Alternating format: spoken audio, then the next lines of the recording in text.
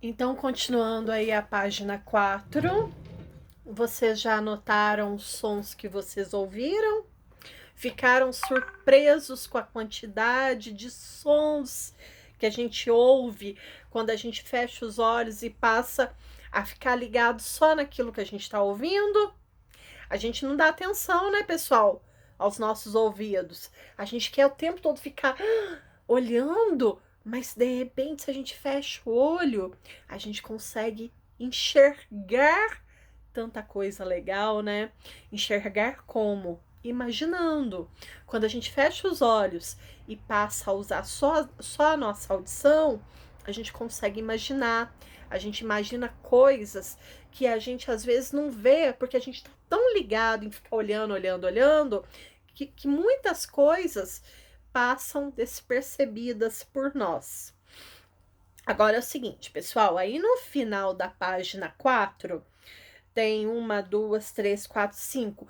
Tem 5 atividades que, se nós estivéssemos na escola, nós faríamos no caderno. Então, eu peço para vocês que peguem o caderninho de vocês, escrevam apostila de ciências, página 4, e façam essas questões. Eu vou ler questão por questão e vou explicar para vocês, tá bom? Então, a questão número 2 pergunta o seguinte: quais dos sons que você ouviu são produzidos por seres vivos e quais são produzidos por máquinas ou fenômenos da natureza? Então, pessoal, quando a gente fala em som produzidos por seres vivos, vamos pensar um pouco. O passarinho é um ser vivo? O passarinho é um ser vivo. O passarinho produz um som? Produz o canto dos pássaros, né? Engraçado, né, pessoal? Que a gente tem vários tipos de pássaros e cada pássaro tem um som diferente, né? O meu pai, ele gosta muito de ficar, nossa, o canto do sabiá, o canto do tico-tico, o canto do canarinho. Então, aqui, ó. Vocês conseguem ouvir? Eu tô ouvindo, ó, tem passarinho aqui perto de mim. Então, o som produzido por um ser vivo é um som produzido por um animal ou por uma pessoa. E um som produzido por uma máquina, um fenômeno da natureza, máquina, um carro, uma máquina de lavar. Ó, eu tô escutando, a máquina de lavar aqui de casa tá ligada. Tá, tum, tum, tum, tum, tum, tum. É o som que ela faz constantemente. Então, você separa em 2 grupos, aquele grupo de sons produzidos por seres vivos, que vocês ouviram, e aqueles sons produzidos por máquinas ou fenômenos da natureza. O que são fenômenos da natureza?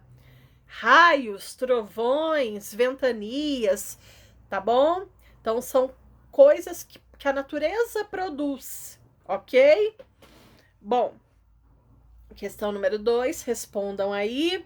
Vamos para número 3. A número 3 pergunta o seguinte: algum desses sons incomoda você? Se sim, por quê? Pessoal, em geral, vou falar em geral porque não é todo mundo. Sons muito altos incomodam as pessoas. Então, por exemplo, caminhão incomoda, aquela britadeira que lá incomoda a gente, barulho de carro, quando tem um tráfico intenso, que as pessoas começam a buzinar, aquilo lá é um som que incomoda. A mim, música muito alto me incomoda. Antes, quando eu era mais nova, não incomodava, mas hoje música muito alto me incomoda. E aí, pessoal, isso é pessoal. Pode ser que me incomode, mas pode ser que não incomode você. Então, pensa, reflita quais são os sons que te incomodam e por que esse som te incomoda. Responda aí. A questão número 4 pergunta assim: você prefere estudar em lugares silenciosos ou ouvindo alguma música? Até um tempo atrás, eu achava que a gente só aprendia em lugares silenciosos. Por quê? Porque eu não consigo estudar com barulho. Se eu tiver que pegar alguma coisa para estudar e de repente estiver tocando uma música, ou alguém estiver conversando, ou tiver algum som que estiver me incomodando, eu já respiro fundo e já sei que eu não vou conseguir estudar. Mas eu conheço gente que só consegue estudar ouvindo música ou com a televisão ligada. Eu conheço gente que só consegue estudar ouvindo o barulhinho do relógio. Se você chegarem perto do relógio, fechar os olhos e ouvir, o relógio faz o tempo todo um barulhinho. Esses relógios de parede. Então, pessoal, aqui não existe certo ou errado. Aqui é pessoal. Tem gente que prefere estudar com silêncio, mas tem gente que consegue aprender muito bem com barulho.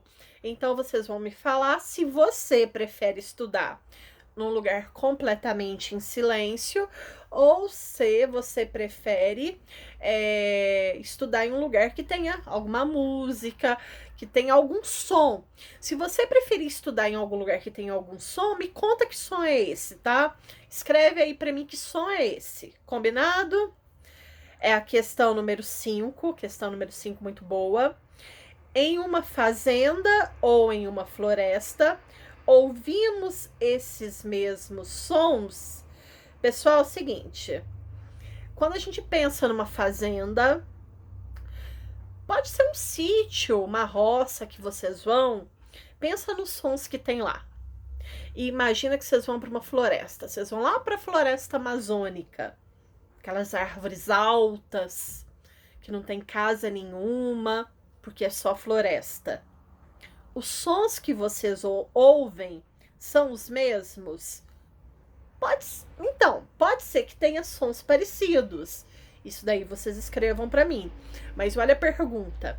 Tá perguntando se ouvimos esses mesmos sons, se ouvimos sons iguais. Então vocês escrevam aí para mim se os sons são iguais, se são.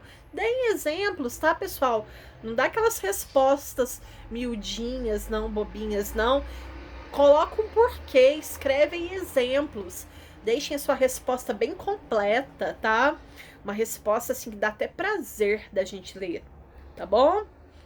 Olha, pensa, se ponha naquele lugar. Imagina que você tá numa zona rural, numa roça, o que você tá ouvindo? Depois imagina que você tá numa floresta sozinho, perdido. Eu nunca tive numa floresta sozinha, perdida, mas eu consigo imaginar, tá bom? E a última questão, pessoal, questão número 6, pergunta o seguinte: e se voltássemos 100 anos no tempo, que sons seriam diferentes? Galerinha, essa pergunta é muito boa. Vocês vão imaginar que a gente voltou a 100 anos. E aí, tem muito som hoje que não tem há 100 anos atrás. Então, eu quero que vocês escrevam para mim o que seria diferente nesse tempo. Eu queria propor mais para frente uma atividade para vocês. Já vão até pensando. Imagina se de repente a gente tivesse um viajante do tempo aqui hoje, que viesse de 100 anos atrás, e ele escutasse um celular tocando. O celular tocando faz um som. Como que a gente explicaria para essa pessoa de 100 anos atrás que som é aquele? Para que serve aquele som? Então, já vai pensando nisso que eu falei, mas antes responda a questão 6. Então, façam essas 5 questões, vai até o número 6, mas são 5, porque a número 1 é aquela de ouvir os sons, tá? Quero que vocês façam, então, no caderno, bastante capricho, resposta completa, muito bem feito, que isso tudo é nosso embasamento para entender o conceito do som, tá bom? Então, daqui a pouco eu volto com vocês para a gente dar continuidade na nossa apostila.